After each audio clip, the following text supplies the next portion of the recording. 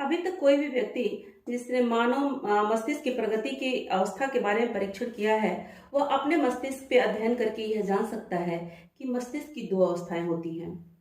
एक वह जो चिंतन मनन करके हम विचारों का अध्ययन करते हैं और उसे अपने मस्तिष्क में स्थायित्व प्रदान करते हैं, और दूसरा वह जो हमारे मस्तिष्क में स्वतः आके अपना घर बना लेते हैं और वहां पे विचारों का एक फोल्डर तैयार करते हैं और वो हमारे जीवन में स्थायित्व प्रदान कर लेते हैं।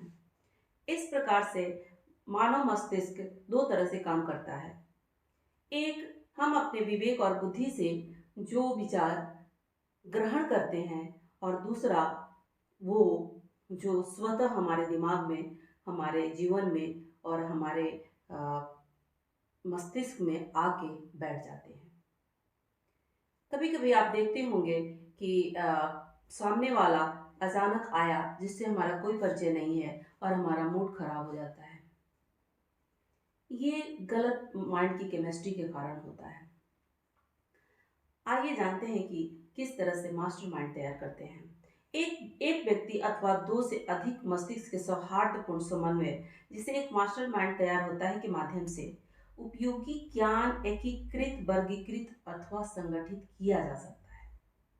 कहने का तात्पर्य है कि मस्तिष्क में हम एक माइंड के समूह के साथ मिल बैठ के किसी भी ज्ञान को एक कर सकते हैं या वर्गीकृत कर सकते हैं या उसे संगठित कर सकते हैं। ये हमारे ऊपर है कि हम किस तरह से अपने मस्तिष्क का केमिस्ट्री तैयार कर रहे हैं। मस्तिष्क एक द्रव्य अथवा पदार्थ अथवा ऊर्जा से बना है, जिसे हम आकाश ऊर्जा के रूप में भी मान सकते हैं। यानी हम अपने मस्तिष्क की तुलना आकाश से कर सकते हैं। जिस द्रव्य या ऊर्जा से आकाश बना है, उसी से हमारा मस्तिष्क भी बना है।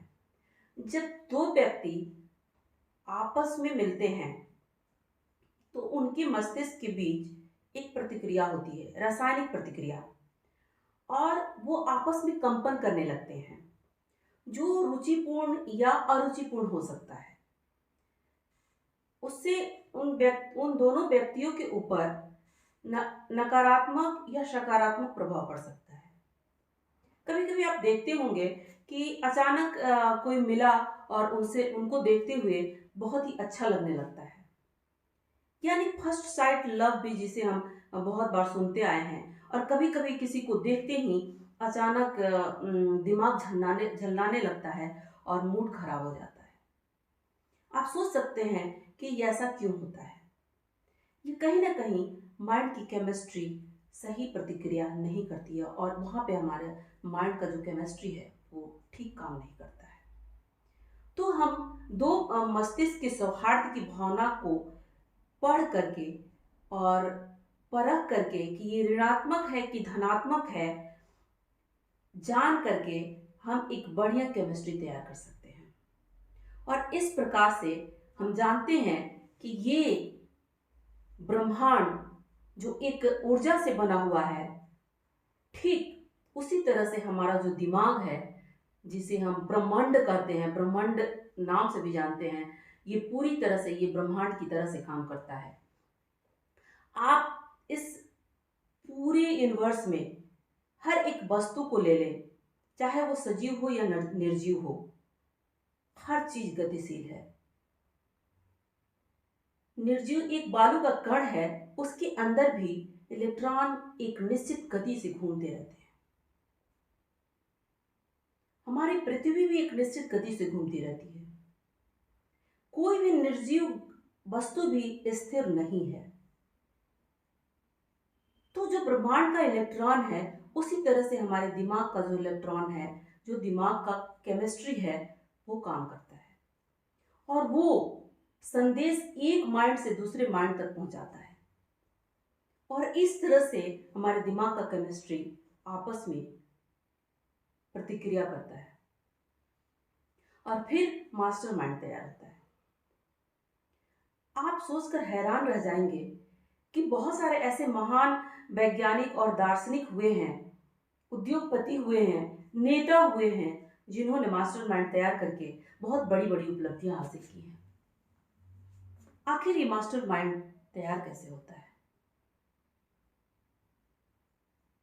कभी-कभी बहुत सारे वकील को आप देखते होंगे, जो बिना इस मास्टरमाइंड केमिस्ट्री को तकनीक को जाने हुए ही छठी इंद्रिय को विकसित कर लेता है। बहुत ही शातिर से शातिर जो गवाह होता है, जो झूठ बोल रहा है, इस बात को वकील पढ़ लेता है और उसके दिमाग में क्या चल रहा है, हूबहू वो पहचान लेता है और उसके दिमाग से वो चीज़ निकलवा लेता है। आप ये समझकर हैरान रह जाएँगे कि ये कुछ और नहीं है, ये सिर्फ़ मास्टरमाइंड तकनीक है। जिसके पास ये अद्भुत मास्टरमाइंड तकनीक है या जिसके पास इस अद्भुत उपलब्धि की वरदान है, वो एक अद्भुत उपहार है इस दुनिया में और आप और हम सब कर सकते हैं इस तकनीक को। हमारे अंदर भी इस तकनीक को करने की क्षमता है। संपूर्ण समाज जानता है कि वैवाहिक संबंध और शाश्वत प्रेम संबंध भी इसी रासायनिक शास्त्र के व्यवहारिक सिद्धांत के ऊपर आधारित है। ये शाश्वत जो प्रेम संबंध है और वैवाहिक संबंध है, ये मास्टरमाइंड के द्वारा ही तैयार किए जाते हैं। शुरू-शुरू में वैवाहिक संबंध 2-4 वर्षों तक थोड़े से उतार-चढ़ाव में व्यतीत होते हैं, लेकिन जैसे-जैसे ये एक दूसरे के साथ समय व्यतीत करते हैं, धीरे-धीरे इनका मस्तिष्क का सामंजस्य और केमिस्ट्री धीरे-धीरे तैयार होने लगता है और ये अस्थायी रूप से एक अच्छी केमिस्ट्री तैयार कर लेते हैं और उनमें अस्थायित्व आ जाता है। मस्तिष्क की केमिस्ट्री को समझने की कला जिनके पास है, वो इस दुनिया में ईश्वरीय वरदान है। वो इतने बड़े कलाकार होते हैं कि कब मस्तिष्क से किसी के भी मस्तिष्क के द्वार से अंदर के भवन में प्रवेश कर जाएंगे और अंदर की सारी जानकारी को इकट्ठा कर लेंगे, नोट कर लेंगे और वहां की तस्वीरों को लेकर के और बहुत ही आसानी से बाहर चले आएंगे और भवन के मालिक को पता भी नहीं चलेगा। इस तरह से जो मस्तिष्क के विज्ञान को पढ़ते हैं, वो बिना बताए, बिना नॉक किए दिमाग से अंदर प्रवेश कर जाते हैं और सारी जानकारियां यहां से निकाल लेते हैं। इस तरह से मास्टरमाइंड तैयार होते हैं और ये कोई चमत्कार या जादू नहीं है, कोई बाजीगरी नहीं है। आप जानकर हैरान रह जाएंगे कि 3 ऐसे महान लोग थे जिन्होंने मास्टरमाइंड तैयार करके बहुत बड़ी-बड़ी चीज कारनामे किए। Thomas Alva Edison, Henry Ford और हार्वे एस फायरस्टोन 3 ऐसे महान हस्ती थे जो आपस में मास्टरमाइंड तैयार किए थे। ये तीनों साल में जब पूरे वर्ष जब काम कर लेते थे, तो साल के अंत में 1 सप्ताह जंगल में बिताया करते थे और वहाँ पे एक दूसरे के साथ वो संवाद करते थे और आराम करते थे और वहाँ पे अपने आप को रिचार्ज करते थे और अपनी माइंड की केमिस्ट्री तैयार करते थे। थॉमस अल्वा एडिसन एक महान वैज्ञानिक, आविष्कारक और दार्शनिक थे। वहीं पे हेनरी फोर्ड कार निर्माता थे, बहुत बड़े कार निर्माता थे और फायर एस फायर स्टोन जो थे वो टायर निर्माता थे और टायर निर्माता इतने बड़े थे कि कहीं भी जाने के बाद उनके टायर का हमेशा पोस्टर दिखता रहता था। ये अपने जीवन में बहुत ही कम दिन स्कूल गए थे। इनकी शिक्षा बहुत ही कम दिनों तक स्कूल में हुई थी, लेकिन ये महान काम कर गए। क्यों? क्योंकि ये प्रकृति के नियम को जानते थे।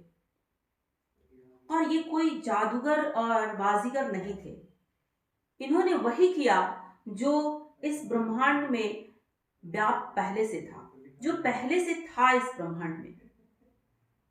और इन्होंने उस पे अध्ययन किया और उसे जाना और फिर उस पे काम करना शुरू किया। ये बहुत लोग नहीं जानते हैं कि थॉमस अल्वा एडिशन स्कूल से निकाल दिए गए थे क्योंकि उनके अंदर पढ़ने लिखने की क्षमता बहुत ही कम थी। लेकिन उन्होंने अपने अंदर इस ब्रह्मांड की शक्ति को जगाया और मात्र 3 लोग मिलके एक मास्टर माइंड तैयार किया और दुनिया में अद्भुत कारनामे कर दिखाए। नेपोलियन के बारे में कौन नहीं जानता है। नेपोलियन के अंदर, उसके व्यक्तित्व के अंदर एक चुंबकीय शक्ति थी। उसके अंदर एक ऐसा मास्टर माइंड व्यक्तित्व था जिसके एक बार कहने पे सैनिकों को पता था कि हम मृत्यु के कगार पे हैं, लेकिन उसका साथ नहीं छोड़ा। ये होता है मास्टर माइंड कि एक बार अगर हम कह दें तो उसका प्रभाव सामने वाले पे पड़ जाए। केमिस्ट्री एक तैयार कर देना, चुंबकीय व्यक्तित्व, चुंबकीय शक्ति, ऐसी शक्ति जो हमारे मस्तिष्क से दूसरे के मस्तिष्क तक बिना कहे भी संप्रेषण हो सके या पहुंच सके। ये होता है मास्टर माइंड। और इस तकनीक को सीखना हमारे और आपके बस में है। नेता, बहुत बड़े बड़े नेता ये जानते हैं कि किसी भी मीटिंग को हम कर रहे हैं और उसमें सफलता नहीं मिल रही है तो एक प्रोत्साहन मीटिंग रखते हैं। और उस प्रोत्साहन मीटिंग में ये बड़ी बड़ी कंपनियां भी करती हैं, बड़े बड़े नेता भी करते हैं। और उस प्रोत्साहन मीटिंग में क्या होता है कि एक दूसरे के संपर्क में आते हैं और पुनः वो एक दूसरे को ऊर्जा प्रदान करते हैं। और उन्हें पता होता है कि सोए हुए मस्तिष्क को कैसे जगाना है, कैसे सोए हुए मस्तिष्क को ऊर्जा प्रदान करना है। और इस प्रकार से वो सोए हुए मस्तिष्क को ऊर्जा प्रदान करते हैं और एक मास्टर माइंड तैयार करते हैं। तो अगर आपको मास्टर माइंड तैयार करना सीखना है तो हमारे साथ बने रहना है। तो चलिए, मेरे चैनल को सब्सक्राइब कीजिए, लाइक कीजिए और शेयर कीजिए। Thank you.